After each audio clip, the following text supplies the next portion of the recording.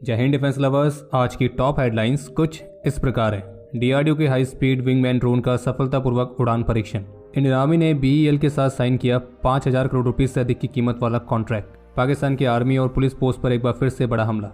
Indian navy और IIT Kanpur ने संयुक्त आरएनडी के लिए साइन किया एमओयू और आर्मेनिया के लिए आकाश मिसाइल सिस्टम्स।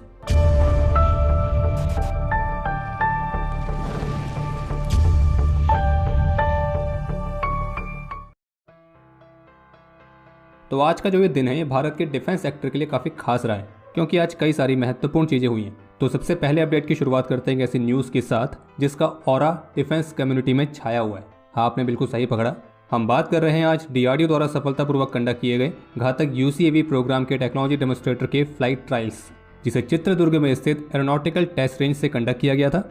और रक्षा मंत्रालय के ऑफिशियल स्टेटमेंट के मुताबिक डीआरडीओ ने स्वदेशी तौर पर विकसित किए गए इस autonomous flying wing technology demonstrator का उड़ान परीक्षण आयोजित किया है, जो कि एक high speed flying wing unmanned aerial vehicle है। और ये सफलतापूर्वक फ्लाइंग डेमोन्स्ट्रेशन इस बात को दर्शाता है कि किस तरह से भारत के इस ऑटोनॉमस स्टेल्थ यूएवी की जो टेक्नोलॉजी है वो अपने मैच्योरिटी लेवल पर पहुंच रही है।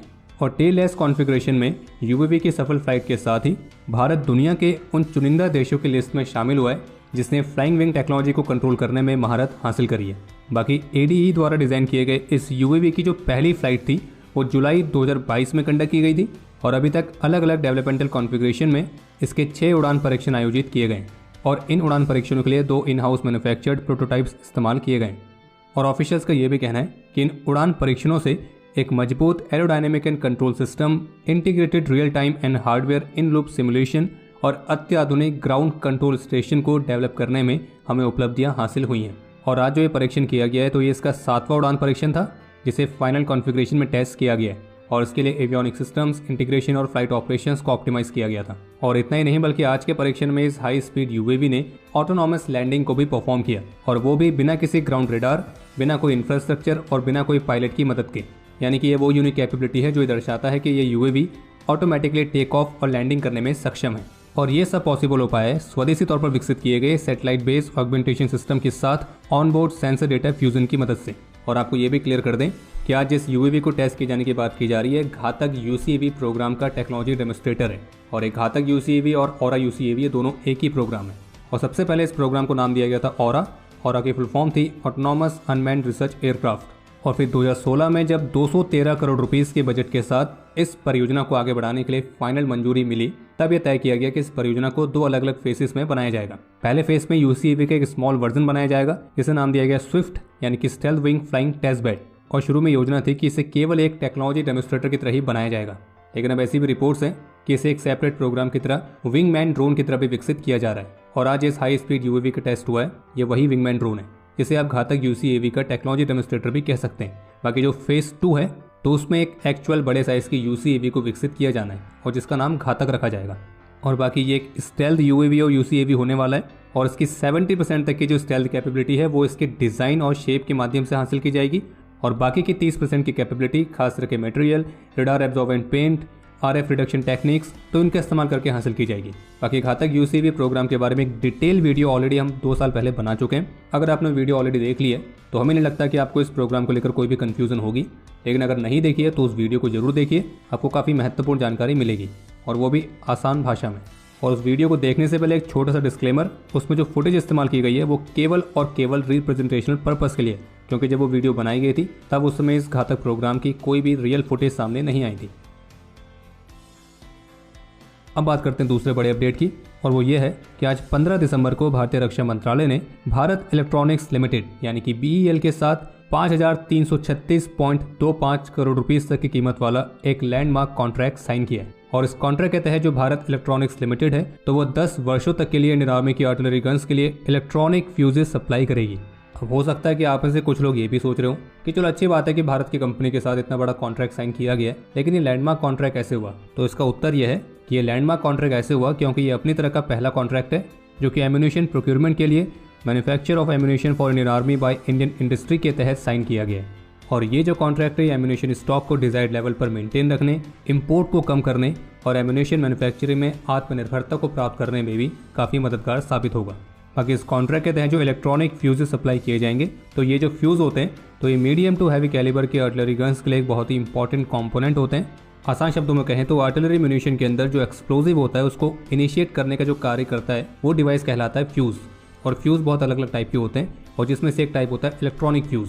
और इलेक्ट्रॉनिक फ्यूज आमतौर पर 122 mm से 152 mm तक के एम्यूनिशन में इस्तेमाल होते हैं। और जिस तरह से तिरंगा मूवी में फ्यूज कंडक्टर निकाल के गेंडा स्वामी की मिसाइल्स को नाकाम कर देते हैं, तो ये भी कुछ वैसा ही है। फ्यूज कंडक्टर निकाल लिए हैं, गेंडा स्वामी फ्यूज कंडक्टर। तो इसलिए आप समझ गए होंगे कि जो फ्यूज है वो आर्टिलरी म्यूनिशन के लिए कितना इंपॉर्टेंट पार्ट होता है। बाकी ऑफिशियल स्टेटमेंट के मुताबिक इस परियोजना से करीब 1.5 लाख मैन डेज तक की एम्प्लॉयमेंट जनरेट होगी और एम्यूनिशन मैन्युफैक्चरिंग में एमएसएमई सहित इंडियन इंडस्ट्रीज को भी सक्रिय रूप से शामिल किया जाएगा। तो पाकिस्तान द्वारा ऑक्यूपाइड डेरा इस्माइल खान वाले एरिया पर एक बार फिर से पाकिस्तान की रीजनल पुलिस हेडक्वार्टर और आर्मी पोस्ट पर हमला हुआ है और इस हमले में पाकिस्तान के 2 पुलिस ऑफिसर्स की जान भी गई है।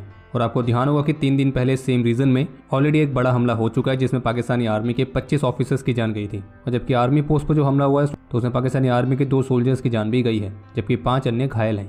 और फिलहाल अभी जिस समय हम ये वीडियो रिकॉर्ड कर रहे हैं तो अभी तक किसी ने भी इस हमले की जिम्मेदारी नहीं ली है, लेकिन इस हमले का जो शक है वो टीटीपी पर जताया जा रहा है। और आपको एक और अपडेट देना चाहेंगे, जब से सुप्रीम कोर्ट का ऐतिहासिक फैसला आया है तो उसके बाद से पाकिस्तानी मिलिट्री के जो कीबोर्ड वॉरियर्स हैं वो काफ़ी ज़्यादा एक्टिव हो गए हैं सोशल मीडिया पर एंटी इंडिया कैंपेन को फैलाने में, और जिसमें अलग अलग हैंडल्स के माध्यम से फेक न्यूज़ फैलाई जा रही हैं, खास करके जम्मू कश्मीर को लेकर। और इन सभी प्रोपेगेंडा में पाकिस्तान का जाना माना ब्रॉडकास्टिंग नेटवर्क रेडियो पाकिस्तान भी काफ़ी महत्वपूर्ण भूमिका निभा रहा है। हालांकि इस तरह की जो कैंपेनिंग है वो अभी से नहीं बल्कि पहले से चल रही है। यहाँ तक कि डेटा के मुताबिक 24 नवंबर 2023 से लेकर 8 दिसंबर 2023 तक टोटल 1096 ट्वीट्स किए गए हैं भारत के खिलाफ, जिनमें से 456 यूनिक यूजर्स द्वारा किए गए। और 3 दिसंबर के बाद से इन एंटी इंडिया पोस्ट में और बढ़ोतरी देखी गई है। और कई ऐसी साइट्स भी हैं जैसे कि कश्मीर मीडिया सर्विस, YFK और ऐसी ही कुछ और साइट्स जो कि मिसलीडिंग इन्फॉर्मेशन के माध्यम से भारत की एक नेगेटिव इमेज को जनरेट करने में लगे हुए हैं। और वैसे कल 16 दिसंबर भी है, याद है ना कल क्या हुआ था? 93,000 पाकिस्तानी सोल्जर्स ने भारतीय सेना के सामने अपने घुटने टेके थे।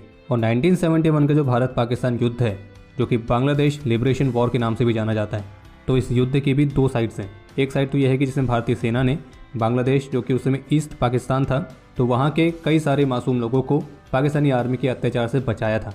और एक साइड तो यह है कि किस तरह से इस दौरान पाकिस्तान की मिलिट्री ने अपने so called operation search light के तहत करीब 2 लाख से अधिक सिविलियंस की जान ली थी, और जिसमें उन्होंने बच्चे, बूढ़े, महिलाएं किसी को भी नहीं छोड़ा।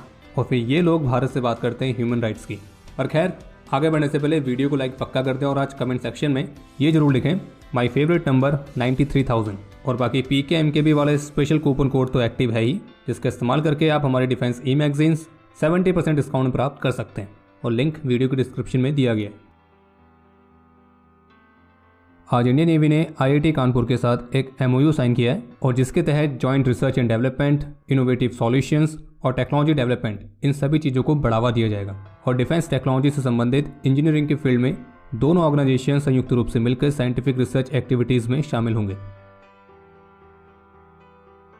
भारत का स्वदेशी surface to air missile system Akash, जिसमें भी वर्तमान समय में ओवरऑल स्वदेशी कंटेंट 82% तक है, तो इसे 2026-27 तक 93% तक बढ़ा दिया जाएगा। और ऐसी भी रिपोर्ट्स हैं कि BDL को इस आकाश मिसाइल सिस्टम के एक्सपोर्ट ऑर्डर्स ऑलरेडी रिसीव हो चुके हैं, और संभावना जताई जा रही है कि वो कस्टमर कोई और नहीं बल्कि आर्मेनिया हो सकता है। हालांकि इन रिपोर्ट्स पर कोई भी ऑफिशियल कंफर्मेशन अभी तक देखने को नहीं मिला है।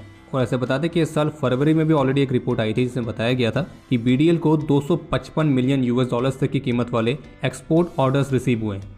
हालांकि वो ऑर्डर्स किस चीज़ के थे और कहां से मिले तो उसका खुलासा नहीं किया गया था। और कुछ तरह के स्पेकुलेशंस ऐसे भी हैं कि सूडान की आर्म्ड फोर्सेस ने भी ऑलरेडी भारत से आकाश मिसाइल सिस्टम्स लिए हैं। और ये जो स्पेकुलेशन है खास करके तब तेज हुई थी जब सन 2022 में Akash surface to air missile system Sudan military exhibition में दिखाई दिया था।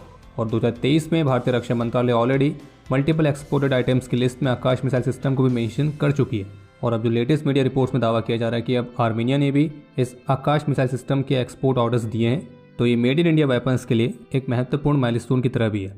और अब समय है आज के इतिहास का। आज के दिन 2021 में Mi-17 V5 हेलीकॉप्टर क्रैश में ग्रुप कैप्टन वरुण सिंह ने अपने जीवन का सर्वोच्च बलिदान दिया था। आज के दिन 1947-48 के वॉर में अपने अदम्य साहस और वीरता का परिचय देते हुए कैप्टन DD मिस्त्री वीरगति को प्राप्त हुए थे, और इन्हें मरणोपरांत महावीर चक्र से सम्मानित किया गया। और आपके लिए आज का प्रश्न है, कालिका माता की जय ये इंडियन आर्मी की किस रेजिमेंट का वॉर क्राई है। समय है आज के टॉप 3 कमेंट्स का, जो ये रहे आपकी स्क्रीन पर।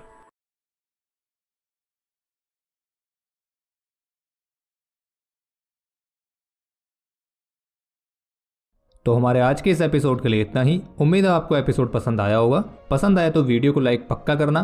कोई भी सुझाव या सवाल हो तो उसके लिए तो कमेंट सेक्शन हमेशा ओपन है। बाकी squadron.in पर जाकर नए डिज़ाइंस को चेकआउट करना ना भूलें। और अगर आप चैनल पर पहली बार आए हैं तो सब्सक्राइब जरूर करें। हम जल्दी मिलेंगे नए एपिसोड के साथ। तब तक के लिए जय हिंद, जय भारत।